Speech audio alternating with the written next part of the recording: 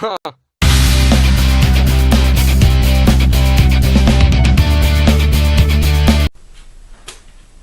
I'm back on the Martin. So I'm just gonna put some tape on the top and grab a chisel and work my way around the edge of the fretboard and down the sides of the neck heel in order to get ready to steam this neck out. So I'm going to readjust this and get you looking down there at the guitar instead of my ugly mug. It's I don't know if, there we go. Try to figure out how to do the sky cam thing and have it pointing straight down and you can see what I'm doing, but not tonight.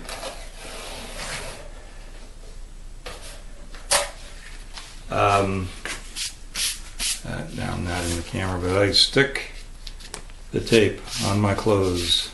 It's already low-tack green painter's tape, lacquer tape I call it. I think that's what it was originally designed for. It's pretty low-tack, but you know, the older guitar, the finish on this seems to be very intact, but I like to slide this down a few times.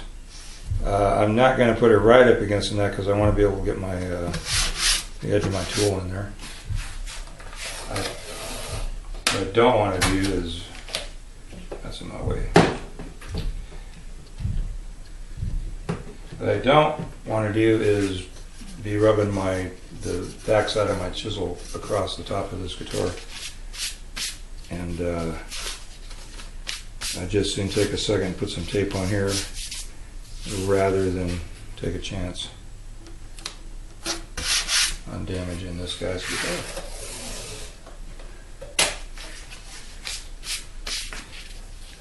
Tape is cheap.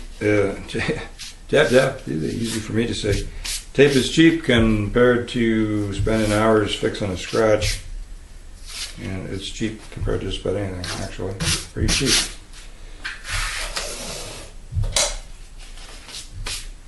I live in a really small town, and so I don't have a resource for something like they call architectural, I don't know what you would call it. It's drafting tape, I guess, is where they stick their vellum down on tables. Of course, nobody drafts with a pencil anymore, so that's probably even harder to find. But it's really low tack because it has to be able to come off of vellum without tearing it up. And so it's kind of what I'm trying to simulate by pre-sticking it on my shirt. Just give it a couple shots and take away some of the grippy.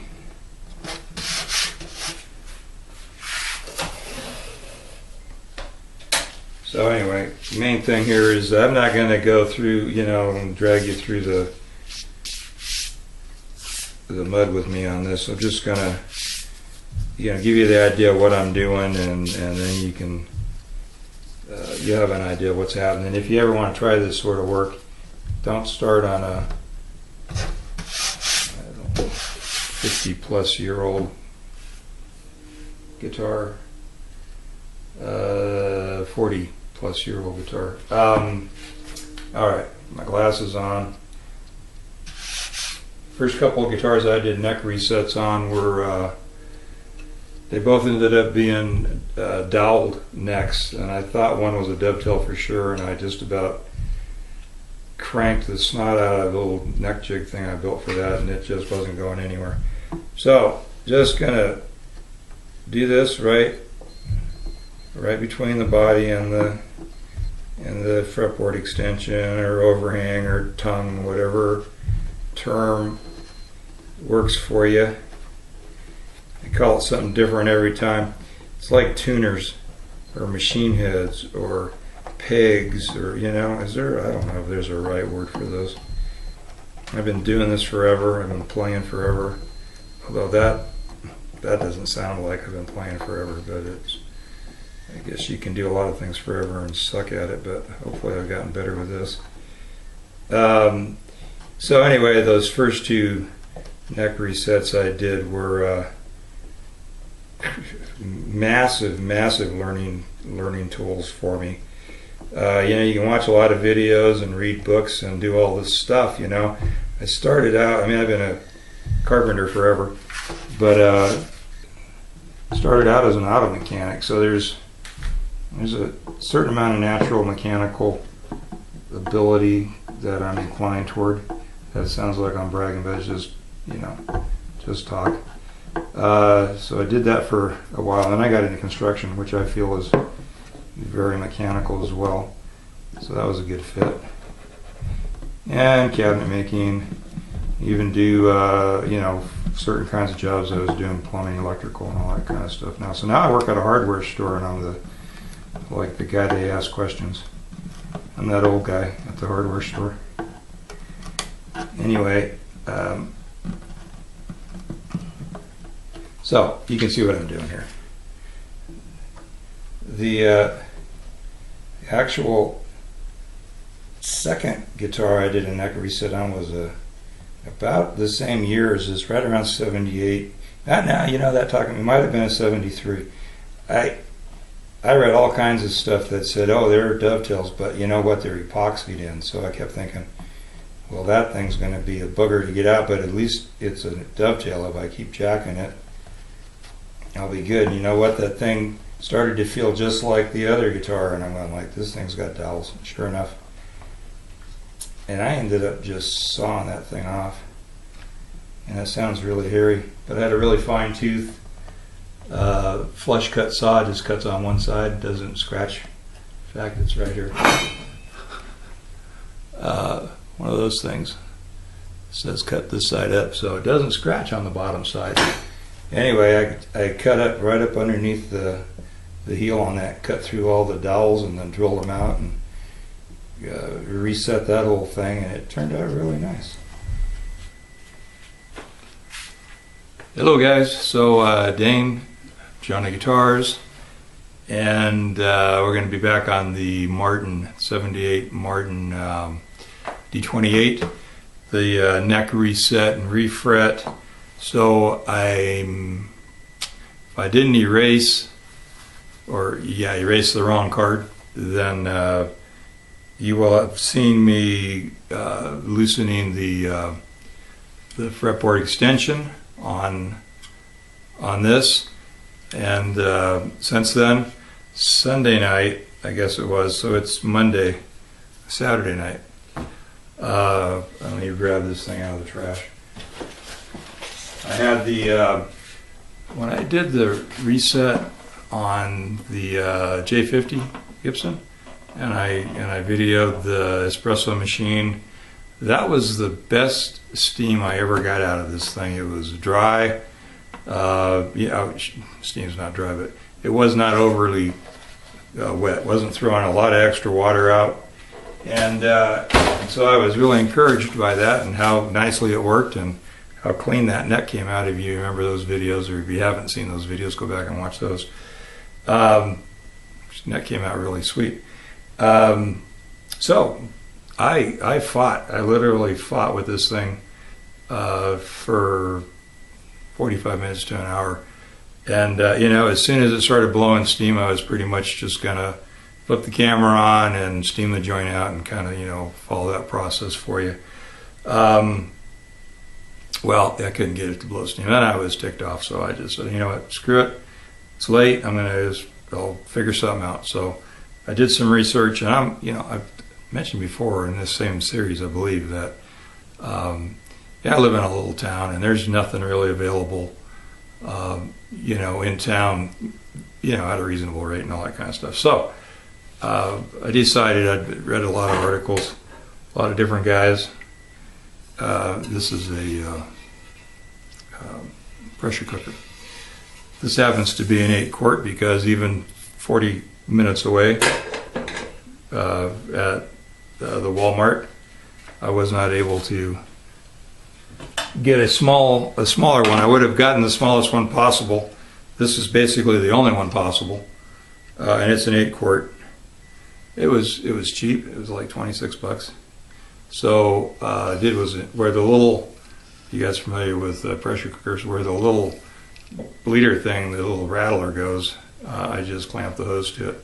I had to had to put a piece of hose that I previously had on the espresso machine on a little spout, and I clamped to that, and it worked really good once it got hot. And there again, pretty dry steam. The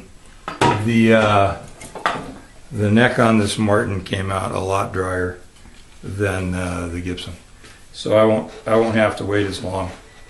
So you can see, unfortunately, if you wanted to see the neck get steamed out, when I was working on removing this, and I had the hot pad on there, and you saw that in the video, and so working the separator knife in. These knives are really thin. They're 10/1000ths on this leading edge, and so it does allow you to get in there and peel that up. And this side came up really clean. This side came up really clean. After it was pretty loose, I was able to pull this up enough that I could look under. I could see that there was a good piece of the top, the spruce, still stuck to this. So I was pretty careful when I was steaming this thing. And there again, I just put a block under it and pushed on the shoulders of the guitar and wiggled with the steam blowing in here, and it popped out pretty good, very much like the Gibson. I was, 5 or 10 minutes probably all told steaming this thing out, so it really wasn't too big a deal. But once it was out, and I had these two pieces, I'm going to slant this down. I'm not going to slant the camera down. I'm just going to put these things on here approximately where they were so you can get an idea, and then maybe hold it up for you to see. But they were just still stuck on the fretboard, on the underside of the fretboard there like that. And this is the big one, and it's, maybe a 1/16 of an inch thick at the thickest part. So I just took the steam needle and steamed around the edges of this, while I still had that going, and then worked my separator knife under the edge and up here, and then worked it down. Peel those off. So I'll be able to take these pieces of spruce and put them right back in the top of the guitar, and I'll probably do that this evening. And so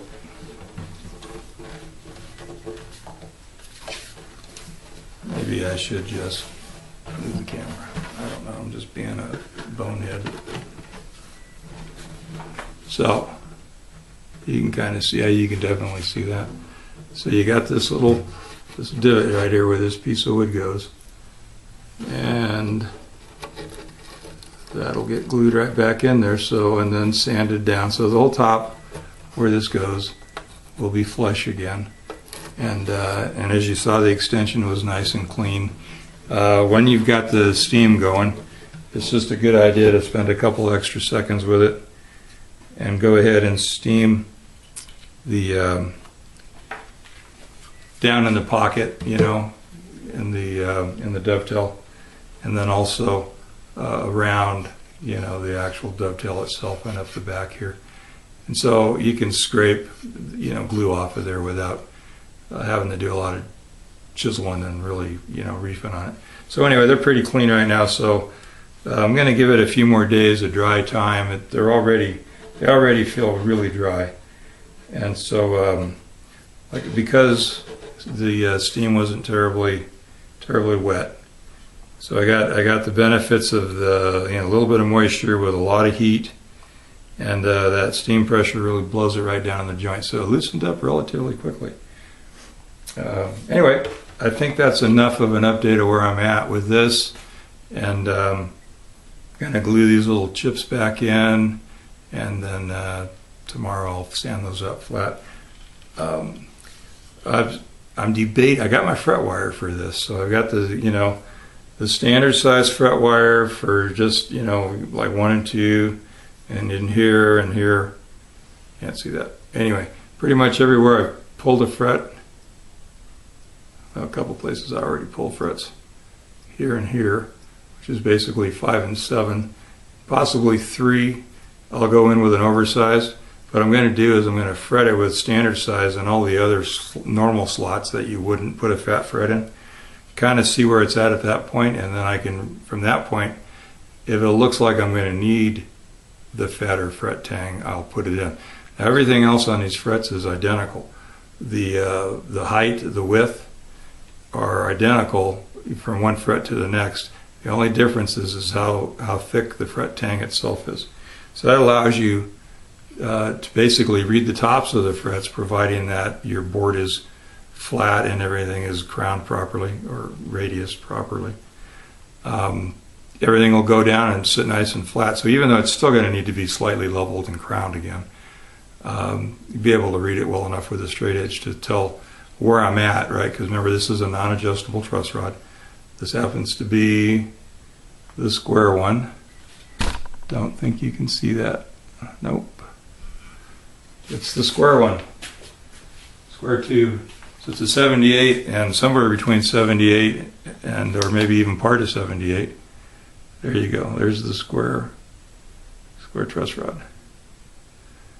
So somewhere in there before 85, because 85 was when they started the transition from non-adjustable to adjustable truss rods. I'm speaking of Martin. They went from the square rod to an I-beam style rod. I think, you know what, I'd admit, I might be confused. It might have been the opposite, but I think it's the I-beam after the square rod. I just read this not too long ago. I'll have to look it up again.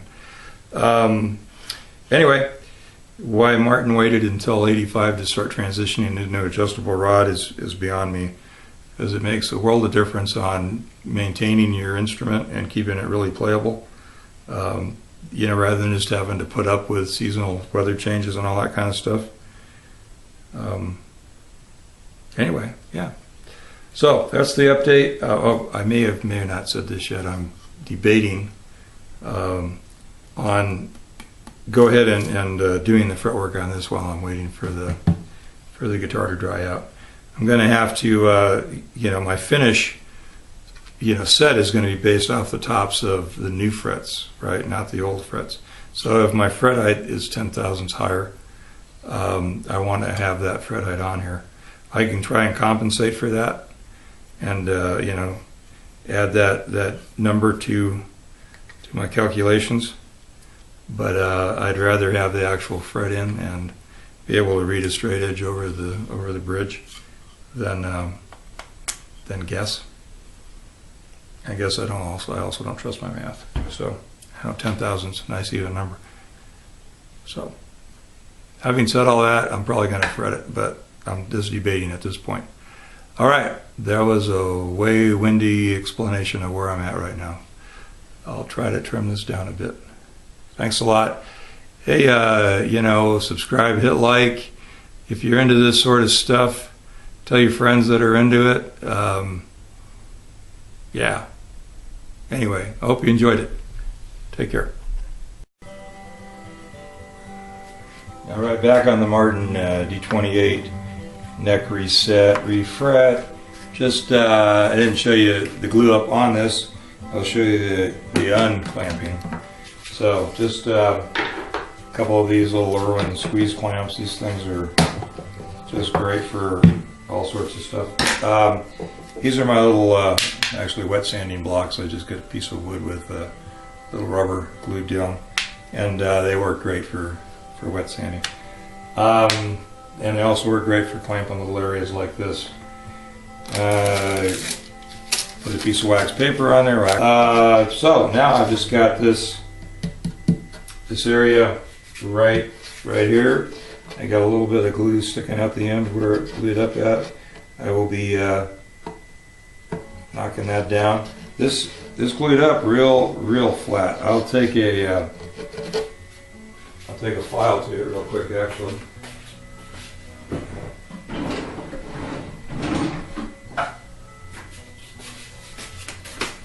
This is nothing that I want to get terribly finely sanded here, because I want it to, you know, adhere well.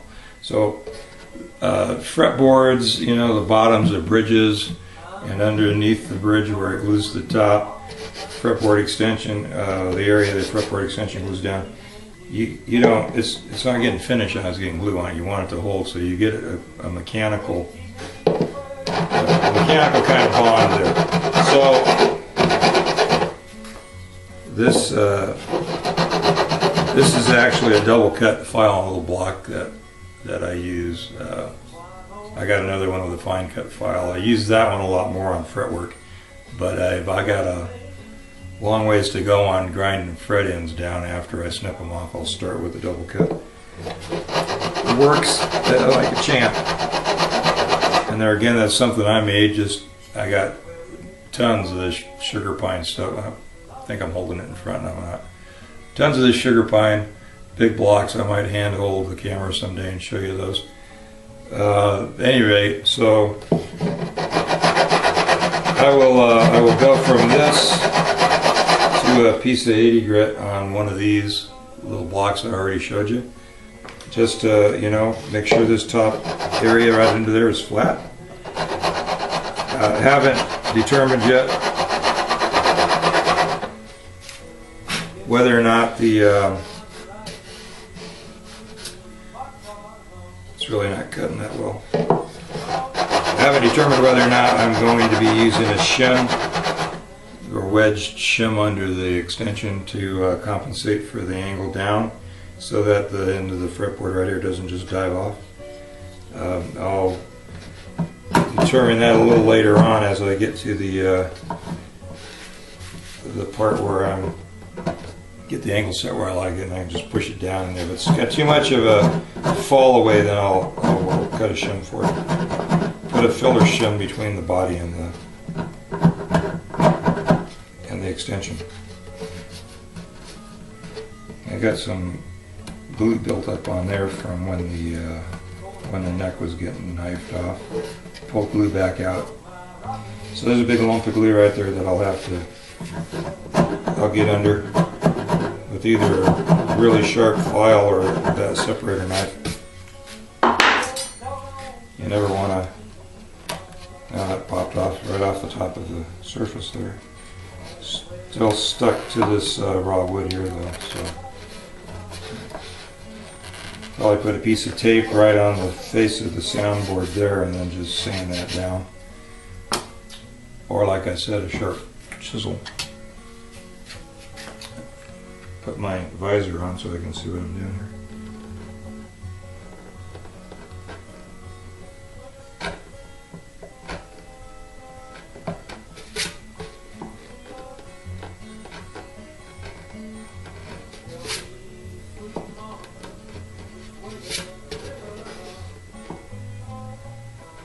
Got a little bit of a divot right in here where I'm missing a tiny bit of wood, and I didn't have any wood on the edge of the fretboard, so for that, so I don't know where that wood went.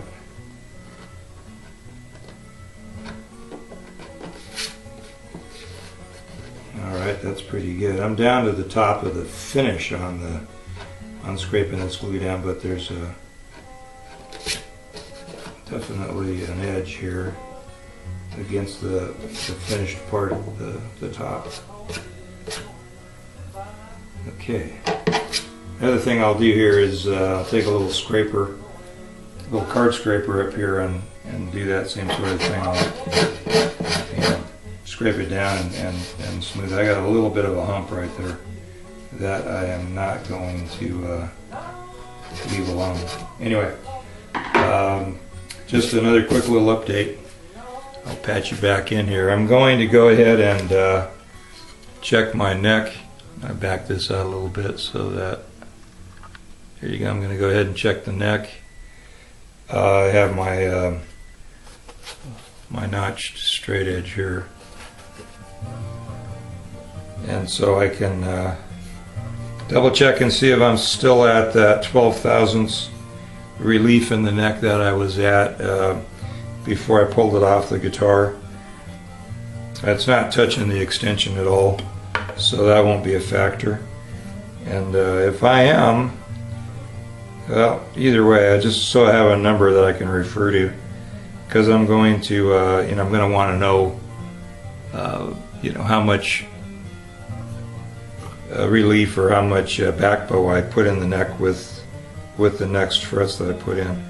So I'm going to check it with the feeler gauge, see if I'm still running around 12 thousandths in there, and if I am, then it hasn't moved any at all.